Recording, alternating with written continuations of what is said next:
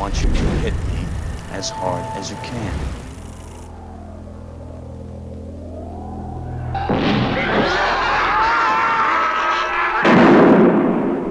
Phantasm.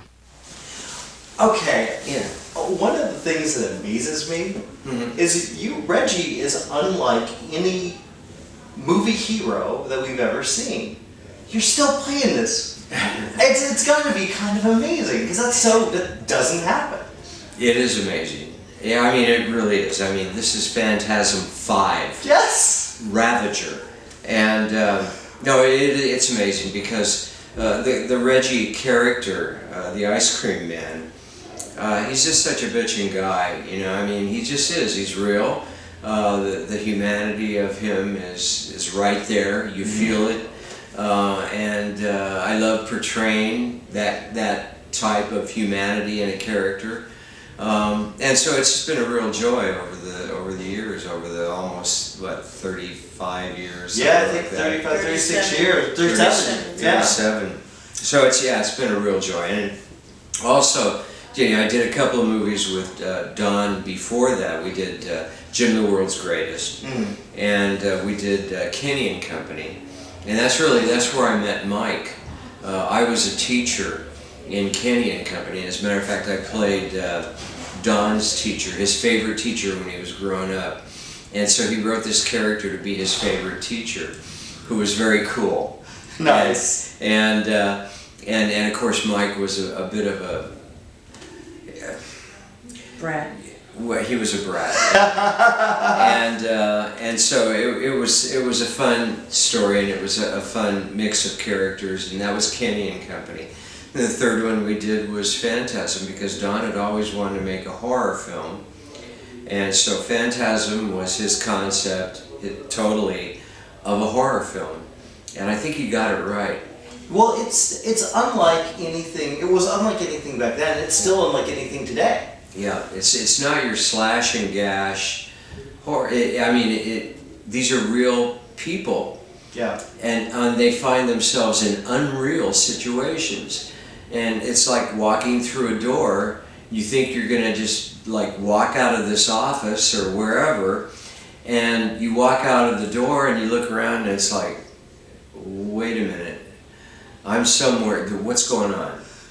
You know, what the hell's going on here? As a matter of fact, I think I say that more than once in the series, but for sure when that thing comes out of the sink or goes into the sink or whatever, that thing that's flying around in their kitchen, Jody and Mike's kitchen, and I throw myself on the floor and I go, what the hell's going on here? That totally is where Reg is at. He's trying to figure out every move as it happens, and it gets further and further out no matter what he faces. So. Well, I like the fact you mentioned humanity, and these are real characters. Yeah. You play guitar. They're these little things, these little character traits that have carried through the series, and that's got to be how much of that is you bringing to the character? Well, I have to tell you that. Like I said, Don and I were friends for several years before we got to Phantasm, and like I said, did his first two films. So he knew me pretty well, and because I'm pretty easy to get to know, especially if you stick me in a creative situation and we do something together. If you're a bandmate, let's say.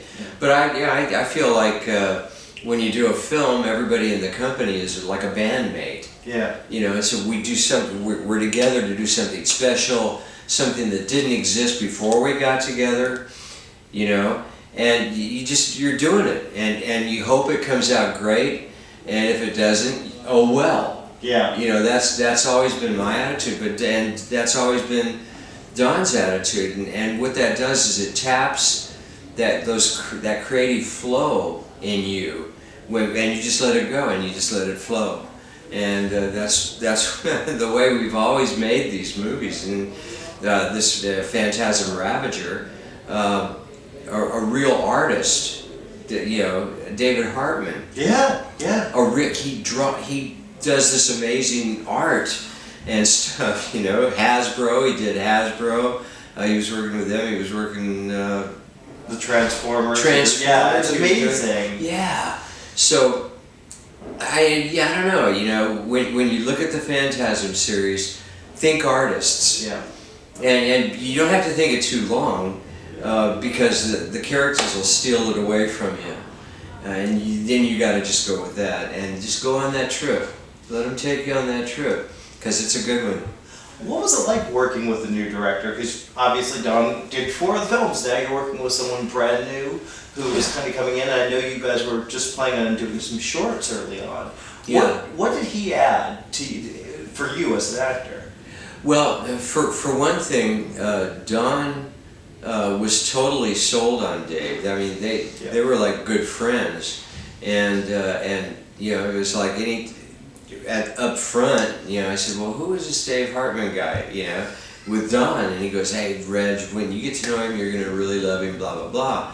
And I did get to know him, and I did really love him, and because he's just got this great personality, this great creative personality. And again, he was just, he just brought a piece of the flow to the project that was amazing. And he just got it. He got it. And otherwise, Don would never have done, he would never have allowed this picture to get away, or this concept to get away from him. So I knew that if Don was willing to do that, I was willing to take that leap of faith, you know.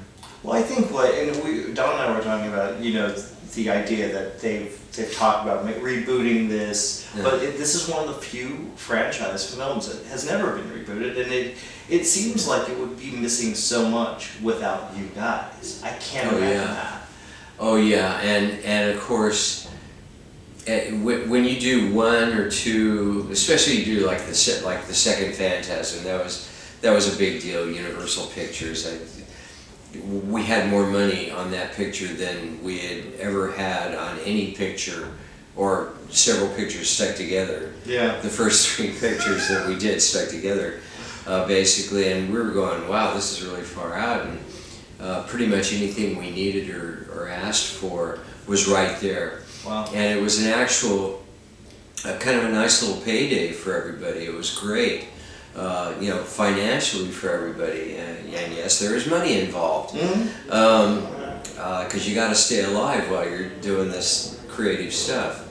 And so anyway, so that was a great experience, and we had a guy that was working with us at Universal that was basically his project through Universal. He was great. He allowed us to do what we do, allowed Don to do what he did. There was a couple of little rough patches, you know, and business-wise, I'd have to say. So I wasn't really involved in it. I was just involved in being Reggie. Yeah. And you know, figuring out my new little brother, who basically, you know, James LeGros, who was terrific, and he was kind of in the acting pool at Universal. Because you know, big studios, they have, or they used to. I'm not sure. I guess they still do. It's always been that kind of thing where they have pools of talent that they constantly tap. And James was in a talent pool, basically at Universal, from what I understand, or what I've always understood. And he was just a winner. I mean, he was great, and so he would come over to my house, and I lived in Bixby Knolls in Long Beach, and he'd come over to my house, we'd jam ideas. He also played guitar. Oh, wow. Yeah, and we would jam, play guitar, and then jam ideas about the movie, and you know, and our characters. It was great with James in Phantasm 2. So it was a 2-picture deal with Universal. They wanted to fund Phantasm 2 and Phantasm 3.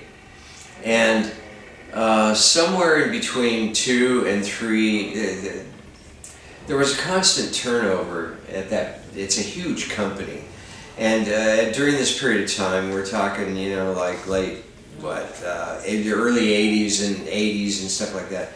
And they were constantly turning people over and looking at this guy. What's his projects doing? Are we making any money off of his projects?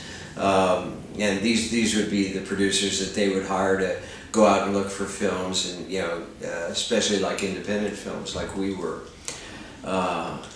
So anyway, it was kind of a walking on thin ice kind of a thing. I'm not necessarily for me or the actors, but for the producers. I know because they would have their weekly meetings with the big guys. And how's it going? How's it going? Oh, we're doing really well, man. Hey, we just did this, that, and we're up.